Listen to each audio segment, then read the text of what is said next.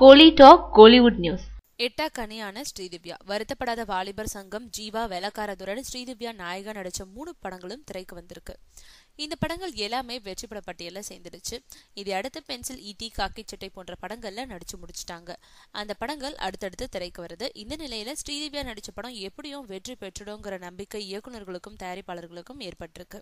அதோட வெற்றி பட நாயகியா விளங்கின லக்ஷ்மி மீனனோட மார்க்கெட்டும் சரிஞ்சிட்டதுனால அந்த இடத்துல வச்சு பார்க்க இப்போ ஸ்ரீதிவ்யா மட்டுமே இருக்கிறதா சொல்லிக்கிட்டு மேலும் சில டைரக்டர்களும் அவர்கிட்ட கதை சொல்லிட்டு இருக்காங்க. ஆனா அப்படி கதை சொல்லிட்டு டைரக்டர்கள் திரும்பினதும் தயாரிப்பாளர்கள் கால் ஷீட் பேச போனா இதுவரைக்கும் 40 லட்சத்துல இருந்த ஸ்ரீதிவ்யா இப்போ மேலும் 10 லட்சத்தை சொல்லி அடிக்கிறாங்களாம்.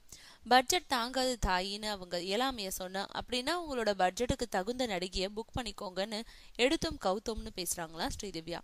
இதனால ஸ்ரீதிவ்யா தங்களுக்கு எட்டா கனி ஆயிட்டாங்கன்னு சொல்லிக்கும் பட்ஜெட் படாதிபதிகள் புதுவரவு நடிகைகள் பக்கம் திரும்பி இருக்காங்களாம்.